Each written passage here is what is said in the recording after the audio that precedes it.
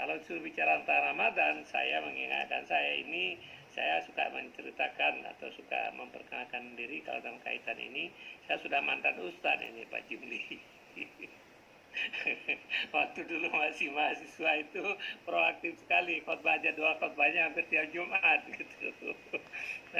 Tapi sekarang lebih banyak dididik dengan penuh kekerasan, kurang kasih sayang, sekolah yang penuh beban, yang macam-macam, anak penuh bully, lingkungan yang tidak friendly dan lain-lain, orang tua yang terlalu sibuk, orang tua yang kasar. Maka yang terjadi adalah sifatnya itu yang fitrah tadi menjadi terselubungi oleh berbagai virus yang kita perkenalkan tadi.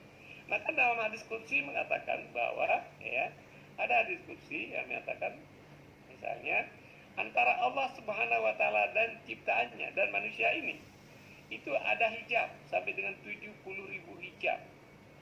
70.000 hijab. Hadis dari Ibnu Jauzi tentang hadis qudsi ini. Jadi di dalam diri kita, di dalam ruh kita ini, di dalam diri kita itu ada ruh Tuhan. Suram, tertutup, tertimbun, hijab kalau istilah hadis qudsi. Nah, puasa ini sebenarnya bagaimana kita harus membuka hijab ini satu persatu. Kalau selama ini kita dengki kepada orang, ayo kita restrain, jangan dengki. Kalau bahkan hadis Nabi mengatakan kalau ada orang marah kepada kamu,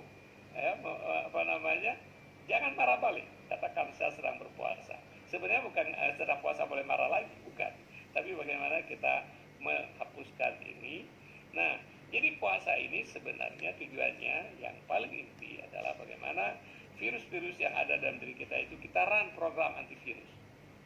Kita run program antivirus, sehingga kalau kita berhasil mengerun program antivirus ini, maka pada akhir Ramadan kita kembali ke fitrah. Manakah namanya Idul Fitri, kembalinya manusia ke fitrah. Apakah tercapai atau tidak, kita tidak tahu. Tetapi yang paling penting adalah bagaimana kita sadar dalam diri kita ada fitrah, ada ruh Tuhan yang fitrah, yang suci, yang mulia, tapi telah yaitu membaca diri sendiri. Jadi tugas kita selain akrab dengan buku Quran, akrab dengan buku kehidupan, baiklah kita akrab juga dengan diri kita sendiri.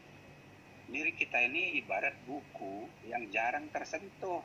Kita tidak pernah baca diri kita, padahal di dalam diri kita ini ada ruh dari Allah tadi, dan itu terjelma dalam kefitrahan.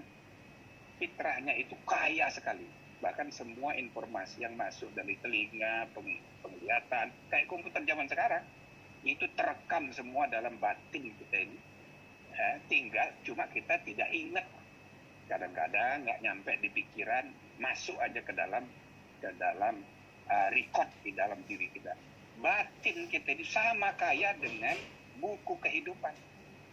Batin manusia itu sama kaya dengan apa yang dituliskan di dalam Al-Quranul Karim sebagai wahyu dari Allah.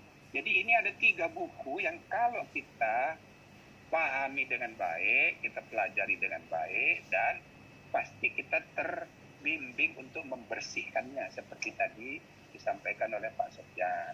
Nah, mudah-mudahan bulan Ramadan membuat kita sukses membersihkan diri dari virus-virus sambil kita berusaha sedapat-dapatnya memahami diri kita sendiri, kekuatan kita sendiri, sebab buku kehidupan sering membawa kita hanya memahami orang lain, memahami lingkungan kehidupan.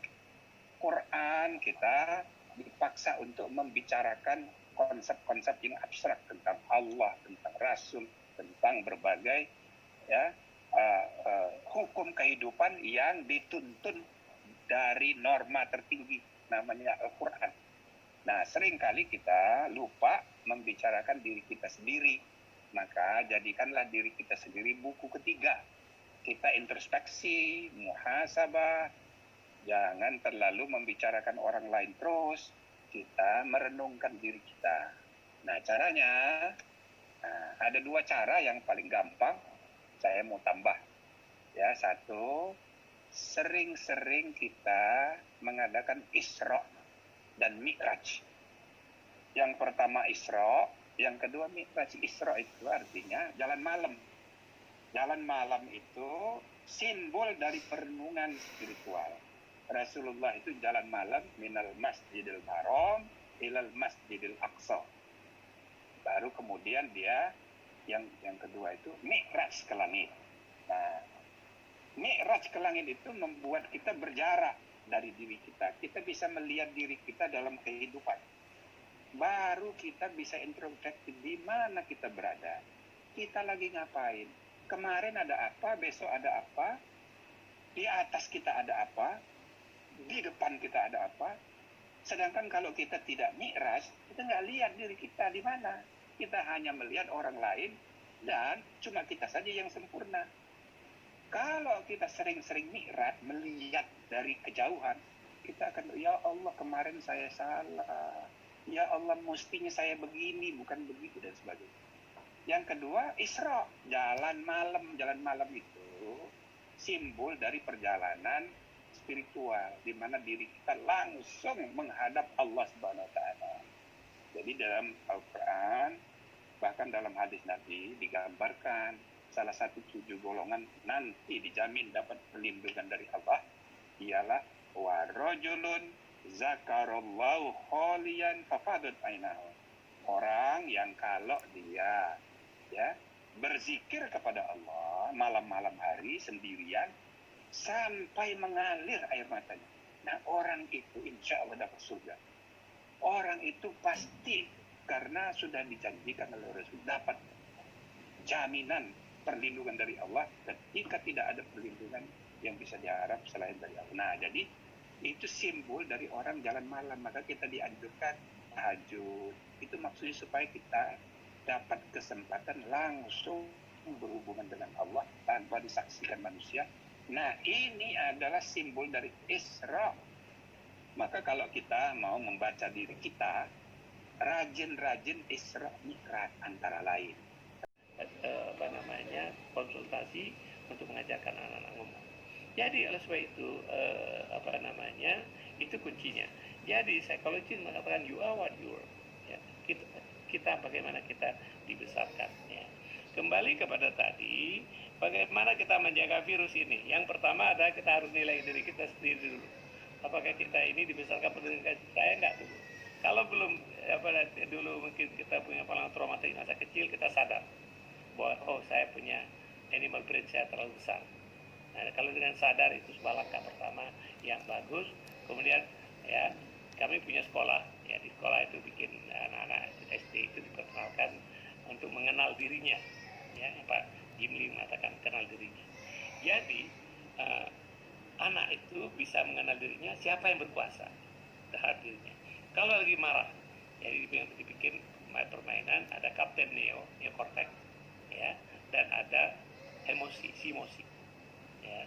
Kalau Kapten Neo lagi misalnya empati, penuh kasih sayang, nolong orang lain, dia tahu ini yang dominan, yang bermain, yang sedang menelit dia adalah Kapten Neo atau Neocortex. Tapi kalau dia lagi marah, dia tahu ini Kapten emosi yang mendominasi, animal brain yang sedang mendominasi saya. Jadi kalau kita itu punya pengalaman traumatik masa kecil, orang tua yang galak, Anda suka dipukul, suka dibully, kemudian lain-lain itu, begitu Anda marah, sadar, saya ini sedang dominan sekali animal brain yang ada dalam diri saya. Dengan itu langkah pertama yang paling bagus. Kemudian langkah berikutnya tentu bagaimana kalau dalam keadaan begitu, intinya manusia sudah dapat hidayah, minta selalu pertolongan kepada Tuhan. Cara yang terbaik adalah zikir. Ya, setiap saat ada kesempatan zikir, ya kan. Nah, bahasanya aja beda. Islam semua. Nah, agama damai namanya. Cuma dalam perkembangan waktu mereka dan semua agama mereka itu kita imani. Wallahu a'lam, jangan-jangan salah satu dari 25 nabi itu ada itu Konghucu, ada itu Buddha Gautama, cuma tidak tahu catatan sejarahnya, ini kan hanya dari Quran. Bahkan satu hari Rasulullah ditanya sahabat, ya Rasulullah, berapa jumlah nabi yang sebenarnya selain yang 25 nabi dalam Al-Quran? Jawaban Nabi jelas sekali, 124.000. maka besar kemungkinan semua nabi-nabi yang dipernabikan oleh semua agama itu nabi juga. Walaupun kita tidak usah keras-keras ngomongnya, nanti para ulama, para kiai marah lagi. Nah, tapi intinya ya, hal-hal yang universal dari semua agama itu bisa kita perbandingkan. Insya Allah ada sama mirip-miripnya. Nah, tapi tidak boleh diabaikan banyak perbedaannya, termasuk soal operasional, yang instrumental, dan dalam memahami agama kita pun juga begitu. Yang mutlak itu, yang universal itu.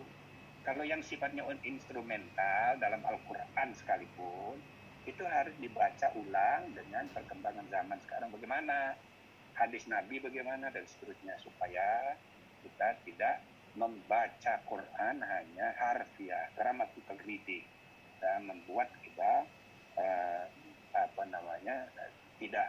tidak tepat dalam memahaminya. Apalagi misalnya tentang istilah khilafah aja. Nah, itu kalau tidak tepat memahaminya, keliru-keliru kalau zaman sekarang. Saya kira itu saja sebagai tambahan. Terima kasih.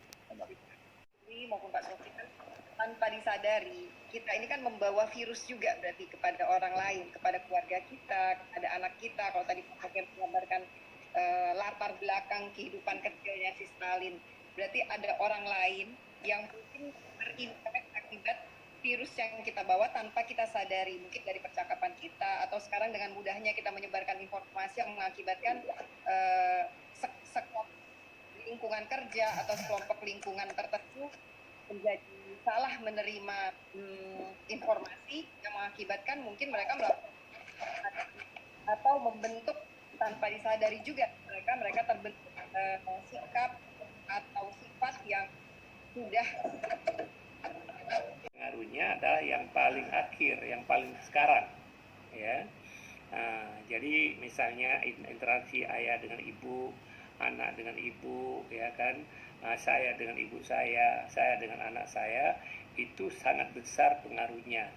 Tapi juga informasi yang dialami oleh kakek-kakek moyang saya masih tetap terbawa di dalam DNA tersebut. Itu yang menjelaskan kemudian kenapa kadang-kadang ada orang yang merasa dejavu misalnya. Rasanya pernah gitu mengalami sesuatu ini. Sebenarnya itu adalah rekaman DNA dari kakek-kakek kita. Bahkan ada buku ya yang menceritakan kenapa behavior orang misalnya saya lupa bukunya, baru baca kira-kira sebelum puasa.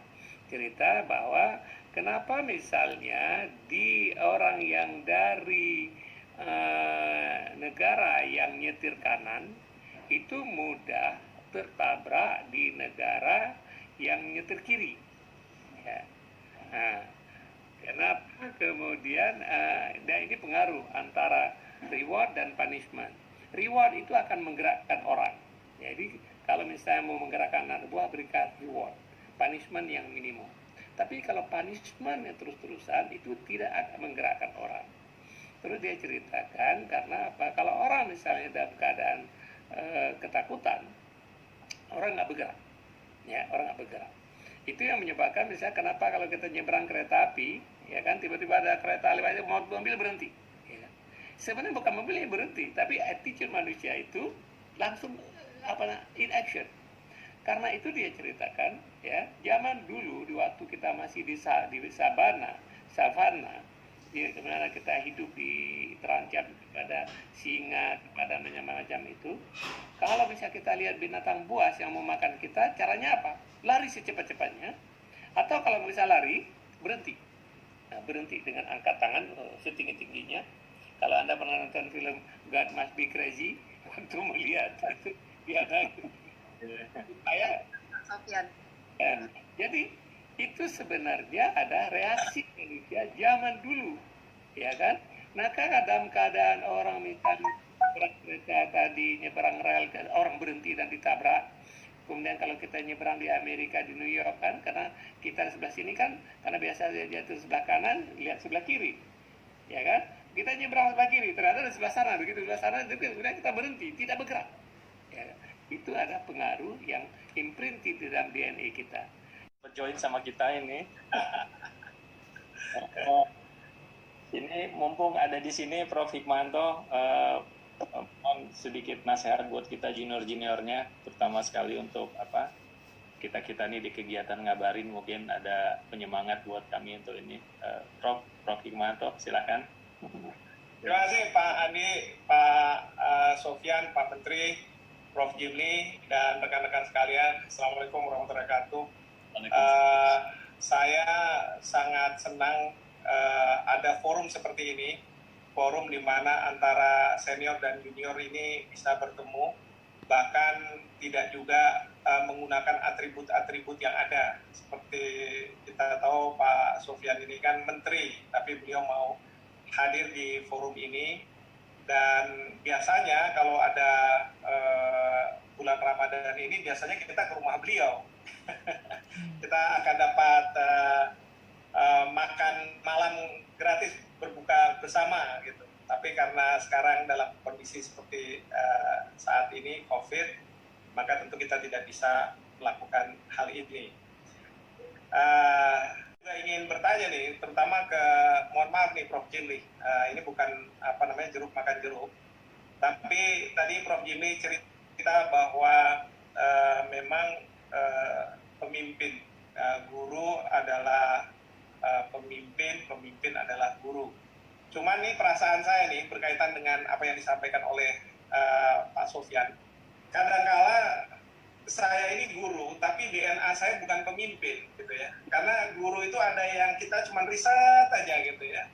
Giliran suruh memimpin, kayak kemarin saya jadi dekan, langsung asam urat, kambuh terus, gitu. Nah, saya udah khawatir nih, kalau jadi rektor, jangan-jangan begitu juga. Nah, ini yang saya mau bertanya sama Prof Jimli berkaitan dengan DNA tadi. Kadang saya merasa, kok kalau saya lihat teman saya dulu waktu SD, SMP, SMA jadi ketua kelas, wajar kalau mereka jadi pemimpin, gitu kan. Tapi kalau misalnya model-model kayak saya, sepertinya nggak seperti itu. Kadang-kadang ya memang pemimpin itu selain ada bakat gitu, menurut saya memang bisa ditempa. Tapi kalau misalnya tidak siap, ya bisa juga, tapi ya agak menghadapi berbagai rintangan. Bagaimana Prof Jimli menanggapi masalah itu, Pak? Jadi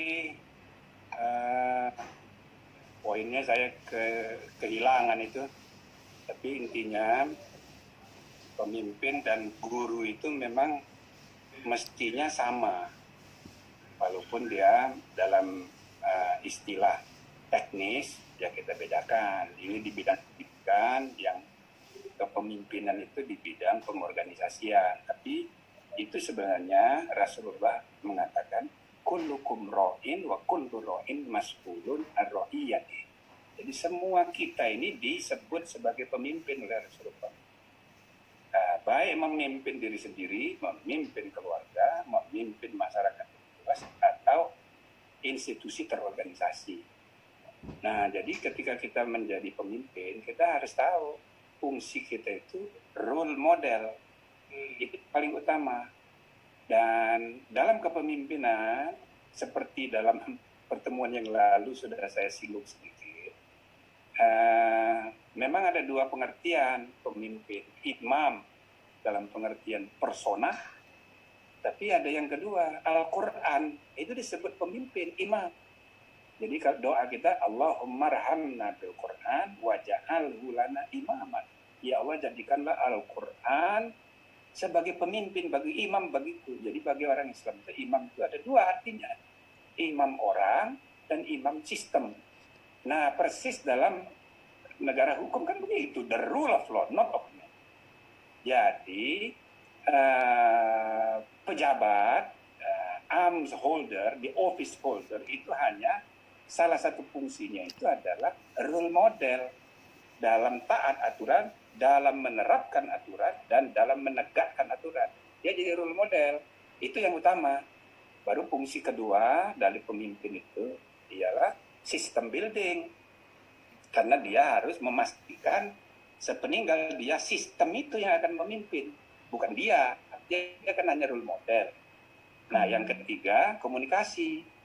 Dalam komunikasi itu dia harus verbal, dia harus efektif, bukan marah-marah melulu misalnya, atau misalnya terlalu lembut, tidak bisa juga begitu. Jadi dalam komunikasi publik kepada konstituen itu ada prosedur komunikasi yang efektif, dan tidak bisa tidak pemimpin karena dia harus menjadi guru, tidak cukup dia hanya menjadi role model dengan diam, dia harus juga mendidik konstituennya. Maka itu the leader and the teacher must know the way, shows the way and goes that way.